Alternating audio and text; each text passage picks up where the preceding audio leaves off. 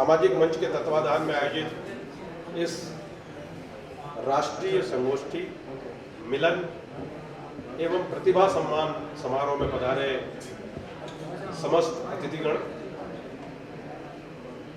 आज हम 21वीं सदी की चुनौतियां इस विषय पर यह चर्चा कर रहे हैं। तो इसमें एक सबसे बड़ी चुनौती शिक्षा है। शिक्षा एक बहुत बड़ी चुनौती है। उत्तम शिक्षा मतलब भारत में तो बहुत सारे स्कूल्स हैं, कॉलेजेस हैं, लेकिन अभी कुछ दिनों से विदेश जाने का ट्रेंड बहुत बड़ा है। विदेश पढ़ाई के लिए अंडरग्रेड के लिए जाते हैं लोग, पीजी के लिए भी जाते हैं। तो इसी में मैं पीजी के बारे में थोड़ा सा आपको बताऊंगा। जो मास्टर्स के लिए अमेरिका जाते हैं, तो अमेरिका में देखिए 5000 विश्वविद्यालय हैं, 5000, और 2500 उसमें से इंजीनियरिंग में पढ़ाते हैं। अमेरिका जाने के लिए परीक्षा कौन सी होती है?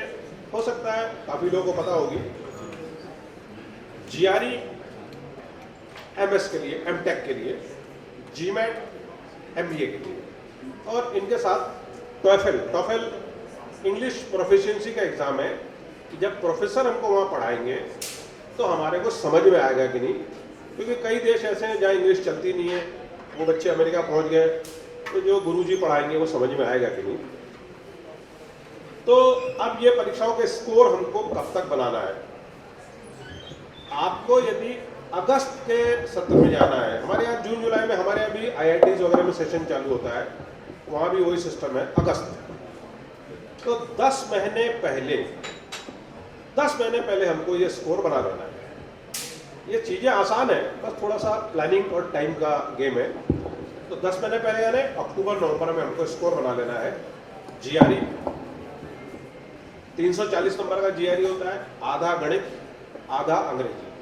गणित एकदम सरल 10वीं 11वीं का, अंग्रेजी उनके हिसाब से सरल, हमको थोड़ी मेहनत करना पड़ता है, और वैसे टफ है। तो अक्टूबर नवंबर तक हमने स्कोर बना दिया। दिसंबर ज़्यादातर विश्वविद्यालयों की डेडलाइन होती है एप्लीकेशन की, लास्ट डेट। तो 8-10 विश्वविद्यालयों में अप्लाई करते हैं। ये मैं बात कर रहा हूँ एमएस, मान लीजिए computer science, MS electrical engineering, PG की बात कर रहा हूँ मैं। अभी थोड़ा एमबीए पे चर्चा नहीं कर रहे हैं। तो 10 जगह हमने अप्लाई किया, 3 अच्छे विश्वविद्यालय, 3 मीडियम और 3 लोअर ग्रेड के, जिसमें हमारा एडमिशन गारंटेड हो जाएगा। वहाँ अलॉटमेंट सिस्टम नहीं है, यूनिवर्सिटी हमको छांटना पड़ता है और अप्लाई करना पड़ता है। 2-3 महीने में सारे ऑफर्स आ जाएंगे मार्च तक के। मान लीजिए 5-6 जगह हमारा सिलेक्शन हो गया, और फिर हम उसमें से एक विश्वविद्यालय फाइनल करते हैं कि भाई यहाँ एमएस करने जाना है। कार्नेगी मेलन है, जॉन हॉपकिंस, जैसे अभी सिंह साहब बता रहे थे उनकी बिटिया जॉन हॉपकिंस जा रही है, बहुत टॉप यूनिवर्सिटी है जॉन हॉपकिंस। मेडिकल की तो नंबर 1 है। आपने कोरोना के जितने डाटा सुने होंगे वो जॉन हॉपकिंस ही निकालता था कोरोना के पिछले 2-2.5 साल से। जेएच जॉन हॉपकिंस, मैरीलैंड राज्य में ही। तो चलिए, हमने एक विश्वविद्यालय फाइनल कर लिया। अब बात आती है रुपए पैसे की। तो देखिए, स्कॉलरशिप वगैरह का तो वो उसका विज्ञापन शाखा है अमेरिका की, बहुत कम लोगों को देता है। उसके विश्वविद्यालय बोलते हैं पैसा हो तो आओ, नहीं तो नमस्ते।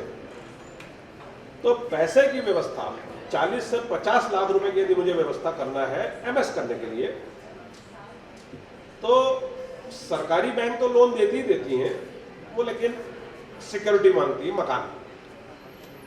भारत में ही ऐसी 10 से लेके 15 संस्थाएं हैं जो 50 लाख रुपए का लोन बिना मकान के देती है, बिना गारंटर के, विदाउट गारंटी। अमेरिका के लिए, इंग्लैंड के लिए नहीं, अमेरिका, क्योंकि वहां पे जॉब मिलता है, जिसकी मैं आगे बात करूंगा। तो 50 लाख का लोन बिना guarantor, axis bank, HDFC Credila, अवांस है, ऑक्सिलो वगैरह वगैरह, मेरे पंपलेट में लिखी है। मैंने पंपलेट अभी जस्ट फिर से व्हाट्सअप किया है परिवर्तन ग्रुप में। इंग्लैंड की एक संस्था है, 3 बच्चों ने बनाई, अंग्रेज बच्चों ने, प्रोडिजी। वो तो पिताजी के सिग्नेचर भी नहीं मांगते, प्रोडिजी वाले। वो थोड़ा रिस्क पे बिजनेस कर रहे हैं, बोलते हैं बच्चे को लोन देंगे और बच्चे से वसूल लेंगे। अब जब पिताजी के सिग्नेचर नहीं चाहिए, को बारोवर, एक को बारोवर शब्द होता है हमारे यहाँ, वो उनको नहीं चाहिए, तो फिर ब्लैंक चेक्स भी नहीं चाहिए, वो डायरेक्ट बच्चे को लोन देते हैं। पूरा ऑनलाइन काम है उनका, इंडिया में उनका कोई आदमी नहीं है, तो ऐसा हम लोग ये लोन का अरेंजमेंट करते हैं।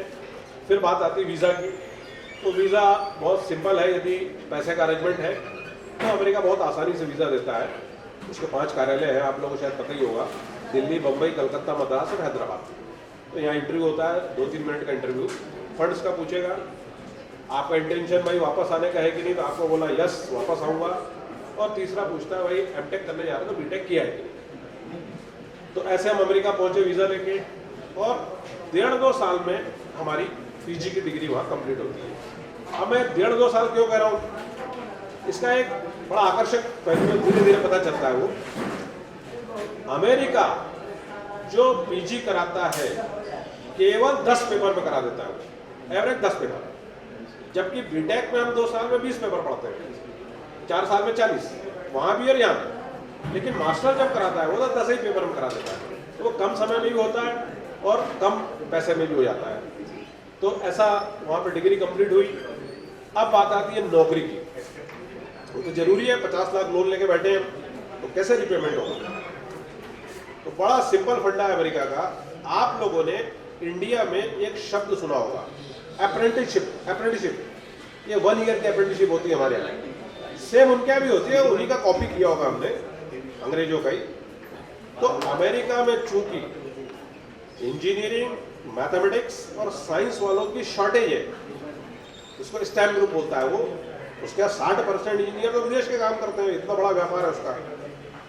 तो इन लोगों के लिए अप्रेंटिसशिप का पीरियड उसने 3 साल कर दिया है, 3 साल, यानी 3 साल नौकरी आप स्टूडेंट वीजा पे कर सकते हैं।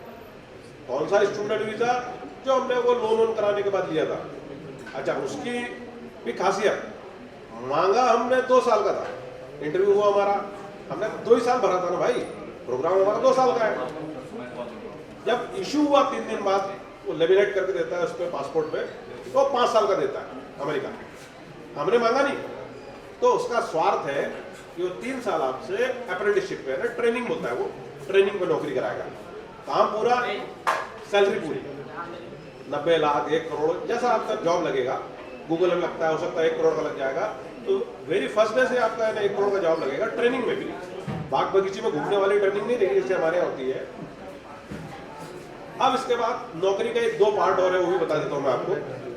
3 साल हम ट्रेनिंग में नौकरी करने लगे। इन 3 वर्षों में एक H1B वीजा बहुत सुना होगा आपने, और ट्रम्प भी उसको बहुत प्रेशर बनाए हुए था। तो ये हर साल 85,000 बच्चों को लॉटरी से दिया जाता है, 85,000 विदेश के बच्चे। तो हर साल हमारा आवेदन उसमें हमारा मालिक डालेगा, कंपनी वाला। तो 3 साल में 1 साल किस्मत हमारी खुल जाती है H1B के लिए। ये कितने साल के लिए मिलेगा?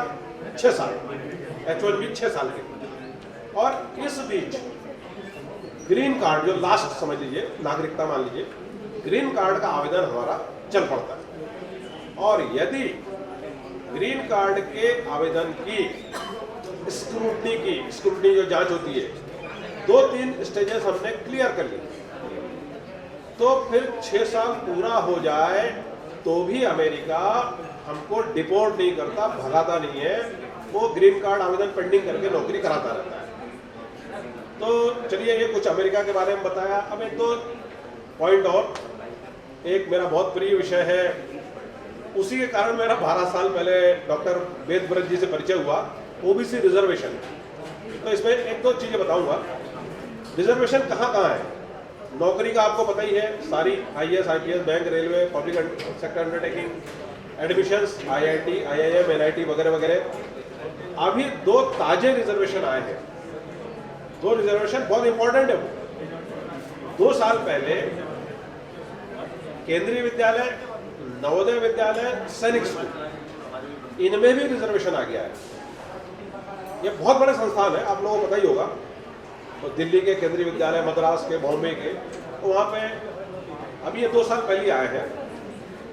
नवोदय विद्यालय तो बहुत जोरदार स्कूल्स हैं, हर जिले में एक है, बहुत कड़क प्रशासन, कई टीचर वहाँ PhD वाले भी रहते हैं, और वहाँ के बच्चे तो बहुत CA बने, IIT में गए हैं, मेडिकल में गए हैं, उसमें 7 नवोदय विद्यालय में एक बहुत जोरदार IIT और मेडिकल की कोचिंग इंस्टीट्यूट चल रही है। वो आई थिंक यहाँ लखनऊ में भी है, कोट्टायम में है। अमेरिका के 2 लोगों ने, उनके मन में बात आई कि भारत में ग्रामीण और गरीब बच्चों को IIT और मेडिकल में भेजना है। तो उन्होंने सोचा कि इसके लिए हम कहाँ ढूंढेंगे बच्चे। वो नवोदय विद्यालय के हेडक्वार्टर आ गए और नवोदय ने वो प्रस्ताव उनका एक्सेप्ट कर लिया। तो दक्षिणा कोचिंग नाम से उन्होंने खोला हुआ है, वो इंडिया के लोग हैं अमेरिका में। तो ये नया जो आरक्षण आया है ये 3 जगह, और मेडिकल का ऑल इंडिया कोटा, ये मेडिकल का ऑल इंडिया कोटा होता था 15% UG 50% PG, इसमें 14 साल से आरक्षण नहीं था। तो धन्य हो चेन्नई के सारे नेताओं का, कोर्ट वोट केस हुआ और मोदी गवर्नमेंट ने इसी साल से आरक्षण दे दिया है। इसके बाद लास्ट लड़कियां यहाँ बैठी हुई हैं, लड़कियां ध्यान से सुनेंगी। लड़कियों की अभी लॉटरी लगी है, लॉटरी। IIT, NIT और IIIT, इनमें बेटियों का सिलेक्शन कम होता था। तो पिछले 3 साल से इनमें 20% एक्स्ट्रा आरक्षण आया है, ओवर एंड अबव। मतलब कोई IIT मुंबई की क्लास है तो 100 बच्चों में तो बेटियां जाएंगी ही जाएंगी, 20 कुर्सियां उसमें और लगवाई गई है, over and above. Supremacy seat बोलता है इसको IIT। तो अब हालत यह है कि IIT बॉम्बे की जिस कक्षा में, कोई एक इन्वायरमेंटल इंजीनियरिंग मान ले, लड़कों का एडमिशन 5000 रैंक तक होता है, लड़कियां वहां 10,000 रैंक वाली भी एडमिट हो रही हैं। 10,000, एक जनरल की कैटेगरी की बात बता रहा हूं मैं आपको। तो बेटियों को इसका फायदा उठाना चाहिए। तो चलिए, ये कुछ जो आज मुझे विषय सौंपा गया था उस पर हमने चर्चा की, और आखिरी एक समाज सेवा के सूत्र के साथ मैं अपनी वाणी को विराम दूंगा कि एक न एक शम्मा अंधेरे में जलाए रखिए, सुबह होने को है, माहौल बनाए रखिए। जय हिंद, जय भारत।